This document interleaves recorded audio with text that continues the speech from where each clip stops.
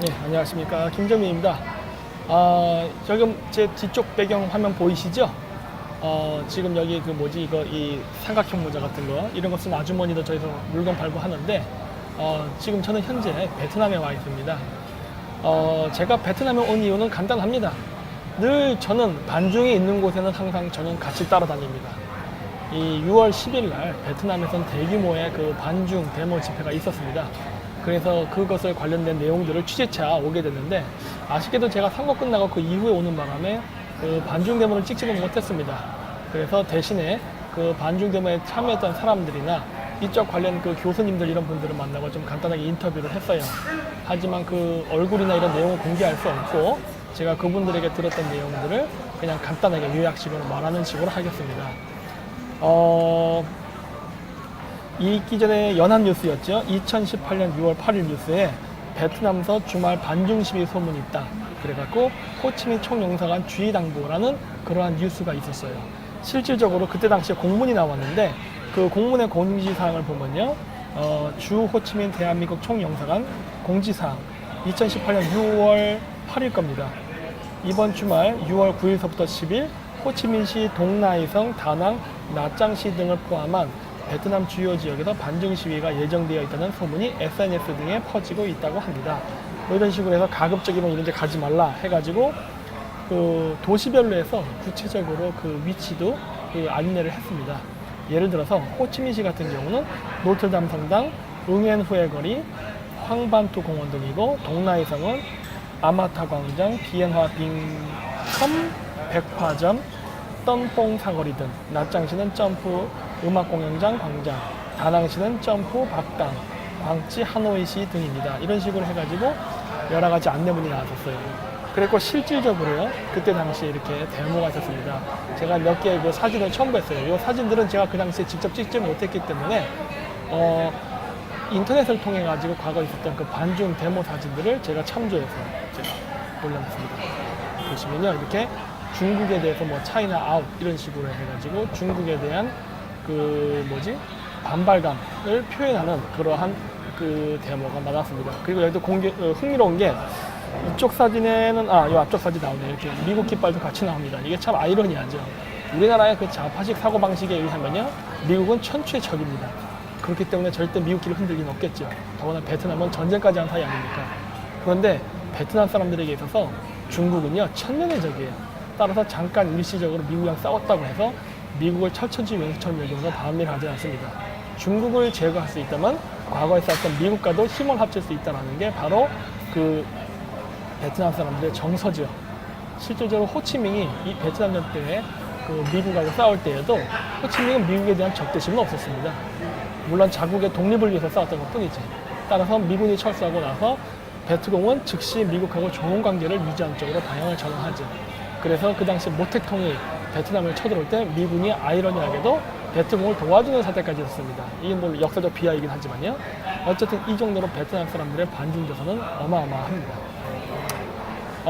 그래서 이 조선일보에 나왔던 건데, 3월 5일 날서부터 해가지고 9일까지 베트남에 그 칼빈슨 항공모함이 정박한 적이 있었습니다. 우리나라에 왔었던 항공모함이죠. 이런 항공모함이 베트남에 들어왔는데 이 중국 배들은 못 들어오게 해요. 그러니까 같은 공산권 국가이면서도 베트남 사람들은요, 그 민족관이 확실합니다. 중국하고는 절대 교류하지 않겠다. 따라서 같은 이념을 공유하고, 그리고 그 대중국 수출 순위가 여기도 마찬가지로 한국처럼 1등일 겁니다. 그러한 상황에도 불구하고요, 절대 허용하지 않아요. 하지만 과거에 싸웠던 자신들의 정적인 미국에 대해서만큼은 환영을 베풉니다. 왜? 중국은 천년의 적이기 때문에. 그래서 그 현재 중국에서는요, 베트남에서는요, 그 경제특구라고 해가지고 외국인 자본을 유입해가지고 경제 개발을 하는 그러한 프로젝트를 하고 있습니다. 그런데 이 프로젝트를 하는 과정 속에서 그 좀 문제가 생겼어요. 왜냐면 제일 투자를 많이 하는 나라가 지금 중국이에요. 물론 한국도 만만치 않게 합니다만 지금 중국이 급격히 증가하고 있어요. 그리고 부동산이나 기타 다른 분야에서도 중국이 가장 압도적으로 많이 지금 베트남에 투자를 하고 관광 뭐 이런 식으로 많은 돈을 쓰고 가기 때문에 중국에 대한 비중이 높아요. 그런데 중국 국민들이 이거에 대해서 불만을 잘못 얘기했습니다. 베트남 국민들이 불만을 품고서 여기에 대해서 대대적인 반중 대응을 했던 것입니다. 이 앞쪽에 사진을 보시면요, 어디 있냐, 99라는 숫자가 보이는 게 있어요. 99하고 X를 탁 꺼놨죠. 이게 뭐냐면 99년간 임대를 해준다는 의미예요. 근데 이 99년간 임대를 해주는 것에 대해서 베트남 사람들은 그 지역이 중국화될 수 있다, 차이나타운이 생겨질 수 있다라는 그러한 위기감 때문에 결사적인 반대를 하는 것입니다. 그래서 이 지역 그 뉴스를 봤더니요, 이 베트남 사람들이 그 반중 데모를 하는데 흥미로운 기사가 나왔는데 뭐였냐면은 반중 데모를 하는 숫자보다는 반정부적인 데모를 하는 숫자가 더 많았다고 합니다. 물론 이 반정부 데모를 하는 사람들은 물론 반중적인 정서를 갖고 있어요. 근데 왜 이러한 현상이 나타났느냐? 베트남의 정부 관료들이 중국으로부터 돈을 받아먹고 그리고서 이러한 조차지를 99년 동안 빌려주려 했다는 것을 알았기 때문에 중국도 믿지만 그것을 허용해준 베트남 관리들이 더 나쁘다. 그래서 더 베트남의 정치인들을 압박하고 있습니다. 이게 사실 올바른 정서예요. 베트남의 역사는요, 한국하고 굉장히 비슷합니다. 똑같이 중국으로부터 침략도 당했고 식민지의 역사도 있었고 여러 일들이 있었어요. 하지만 우리나라는 지금 어떻습니까? 조금 잘 산다고 해가지고 또 베트남하고 중국하고 경제적으로 의존관계가 높다고 해가지고 중국이 어떠한 횡포를 부려도 우리는 입 다물고 그냥 따라가지죠. 하지만 베트남은 지금 아무리 헐벗고 굶주리고 가난한 상황이라 하더라도요, 자국의 자존심 그리고 민족의 정기를 흐트러뜨리려 하는 중국의 의도가 있으면요, 분명히 일어나는 것입니다. 이것이 다면적이에요. 우리나라 좌파 사람들, 우파 사람들 친일파니 뭐네 비판하면서 그 사람들 밉다고 정권 교체한다고 하면서 중국 돈 받아먹고 있죠. 중국 돈 받아먹고 결국 외세를 끌어들여서 한국 사람들을 내쫓는 이러한 양아치 같은 짓을 하고 있지 않습니까? 그래서 자신들은 양심 세력이라고 거짓말을 하고 있는데 이런 놈들에 비해서 이 베트남 국민들이요, 정말 현명하고 현실주의 전파들을 할 줄 안다는 겁니다. 베트남 사람들은 2차 전쟁의 그 과정, 그 다음에 베트남 전쟁 때 프랑스라든가 미국하고 싸워보지 않았습니까? 그 제국주의자들에 맞서서 독립운동까지 했던 사람들이에요. 하지만 이러한 전쟁이 끝나고 나서 이들이 하는 행동을 보십시오. 오히려 더 서방 세계를 적극적으로 끌어안으면서 중국을 견제하려 한다는 거예요. 이게 정상적인 사고방식이에요. 어떻게 보면 우리나라 사람들의 이러한 사고방식이 오히려 사대주의적이고 친중적이고 그리고 그 민족으로서의 자존심이 하나도 없는 겁니다. 그래서 참 여기 와서 보니까 베트남 사람들이 부럽더라고요.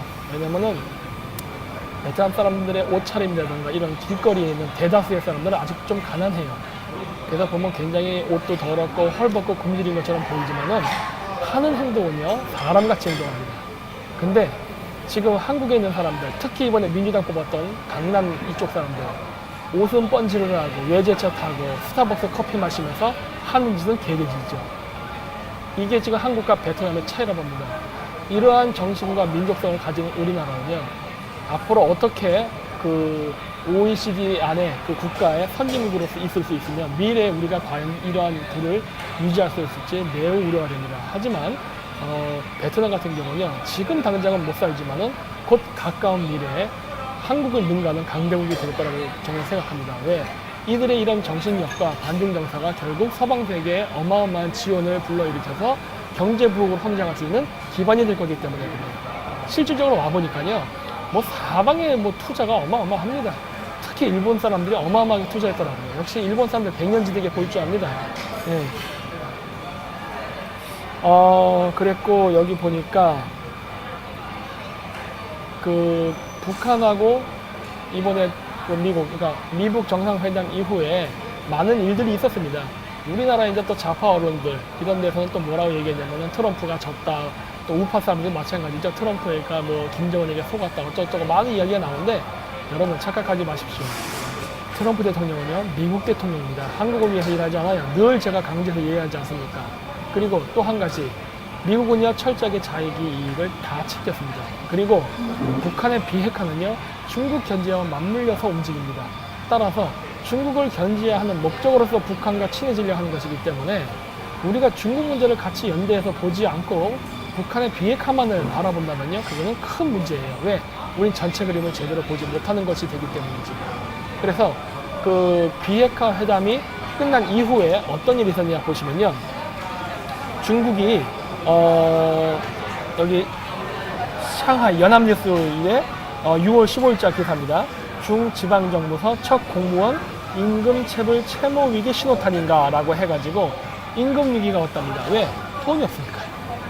그동안 미국이 중국의 수출을 계속 견제해 왔습니다. 그래서 지금 중국이 이러한 사태가 지금 발생하게 된 건데, 여기 또 보면 어떤 기사가 있느냐, 머니투데이, 이것도 6월 15일자예요. 중국 경제 이상 신호, 경기 냉각에 미 관세 폭탄까지 이중보 해가지고 지금 굉장히 중국이 상황이 안 좋습니다. 중국의 주요 경제 지표가요, 중국 통계에 의해도 나빠요. 중국 통계에 의해도 나쁜데, 여기 뭐라고 쓰냐, 1995년 관련 통계 집계 이후 가장 낮은 수준을 보일 때요. 모든 분야에서. 그만큼 지금 중국은 경제가 굉장히 안 좋습니다. 왜? 제가 얘기했지 않습니까? 트럼프는 북한의 핵 문제를 시비를 삼아서 중국 경제를 고립시킬 것이다. 그리고 그것은 지금 착착 진행되고 있고, 이 효과가 지금 나타나서 지금 중국이 굉장히 위험한 상태에 빠져 있습니다. 따라서 김정은은요, 중국 견제를 하는 동안은 죽지 않아요. 물론 김정은이가 트럼프와 적극 협조를 한다면은 죽지 않을 뿐만 아니라 정말 부귀국까지 누리는 것도 가능할 것입니다. 문제는 대한민국이에요. 대한민국이 반중 친미를 하지 않고 친중 반미를 한 상황에 있기 때문에, 이렇게 되면 미국이 동북아시아의 패권 전략에 있어서 남한을 버리고 북한을 택하는 최악의 사태가 발생할 가능성이 지금 높기 때문이에요. 따라서 우리나라 국민들은요, 지금 우리가 누리고 있는 현재 수준의 부가 계속 유지되거나 아니면 그 이상으로 성장하는 것을 보장받기 위해서는요, 반중 친미를 반드시 해야 됩니다. 지금 베트남 보세요. 제가 여기 온 이유가 그것 때문입니다.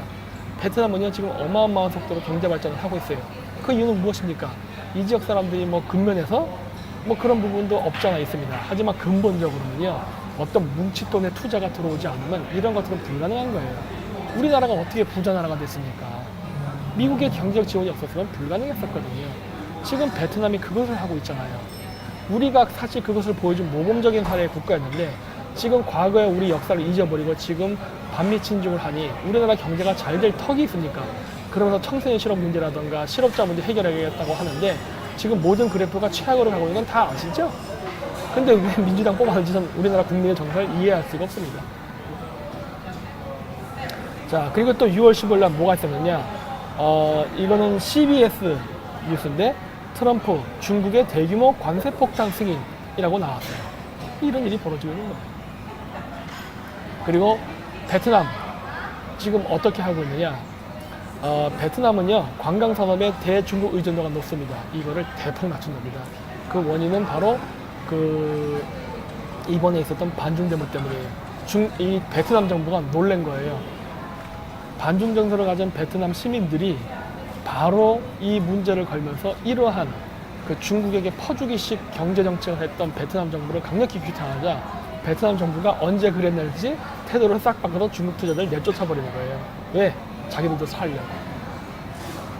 이 베트남도요, 공산주의 국가입니다. 중국하고 같은 나라예요. 북한이랑 같은 나라예요. 하지만 베트남 국민들이 일치단결해서 이렇게 반중 데모를 세게 해버리니까 어떻게 합니까? 이 공산주의 독재 국가인 베트남 정부조차도 물러선다는 거예요. 이게 베트남의 힘이에요. 여러분 잘 보십시오.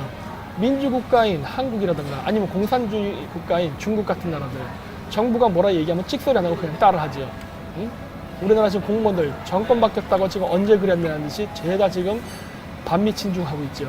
그러면서 정권이 바뀌어지기를 속으로만 기대하고 본인은 행동을 안 하지 않습니까? 근데 이 베트남 시민들은 어떻습니까? 직접 한다는 거예요. 이게 베트남의 힘입니다. 그래서 제가 지금 베트남에 와 있는 동안 느끼는 거군요. 이 나라는 앞으로 잘 될 겁니다. 남중국해 문제에 있어서 앞으로 미국은 강력하게 중국을 견제할 것이고, 이 과정 속에서 베트남을 적극 지원할 것이 분명하기 때문입니다. 왜냐면 이번에 중국이 지정했던 제1도련선 안에 있는 그 해역을 보면요, 베트남 앞바다까지도 지금 중국 당국을 해놨단 말이에요. 그랬는데 지금 그 지역에는 석유가 납니다. 그래서 베트남은 그 지역을 다시 되찾고자 하고 있어요. 아마 이러한 문제가 일어난다면 미국은 아마 적극적으로 베트남 편을 들 것이 뻔합니다.